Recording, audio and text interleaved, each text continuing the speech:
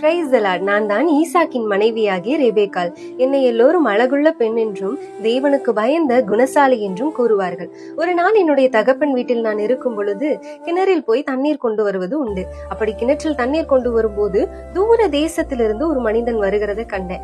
அந்த மனிதன் என்னிடத்தில் வந்து, எனக்கு தாகமா இருக்கிறது, தண்ணி கொடுங்கன்னு சொன்னாரு. அவருடைய ஒட்டகங்கள் 10 ஒட்டகங்களும் தாகமா இருக்கிறத நான் பார்த்ததுனால, உங்களுக்கும் உங்களுடைய ஒட்டகங்களுக்கும் நான் தண்ணீர் தரேன்னு சொல்லி அவர்களுக்கு தண்ணீர் கொடுத்தேன். அதனால அந்த மனிதன் சந்தோஷப்பட்டு எனக்கு தங்க வளையல்களை அணிவித்தார்.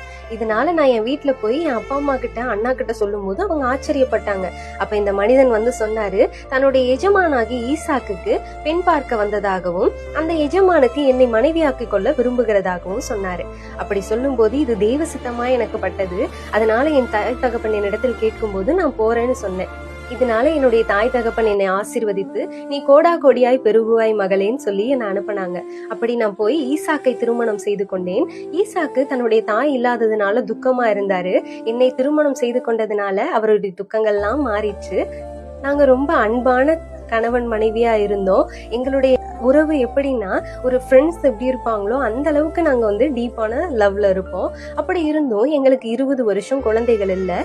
எனக்கு குழந்தை இல்லைன்னதும் ஈசாக்கு தேவனிடத்துல போய் செபித்தார். தேவன் என்னுடைய கர்ப்பத்தின் கனியை ஆசீர்வதித்தார். என்னுடைய வயிற்றுல 2 பிள்ளைகள் இருந்தது, ஏசா யாக்கோபுன்னு. அதுல ஒரு குழந்தை பெரிய ஜாதியாய் மாறியது. இன்னொரு குழந்தை கர்த்தருக்கு பயந்து 12 கோத்திரங்கள் பெருகி இன்னும் பலத்த ஜாதியாய் மாறியது. இப்படியாய் நான் கர்த்தருக்கு கீழ்ப்படிந்து அவருக்கு பயந்து நடந்ததுனால ஆண்டவர் என்னை மென்மேலும் ஆசீர்வதித்து இவ்வளோ பெரிய ஜாதிகளுக்கு என்னை தாயா மாற்றினார். சோ நீங்களும் கர்த்தருக்கு பயந்து அவருக்கு கீழ்ப்படிந்து நற்குணங்களோடு நடப்பீங்கன்னா உங்களையும் ஆண்டவர் மென்மேலும் ஆசீர்வதித்து வழிநடத்த வல்லவராயிருக்கிறார். ஆமென்.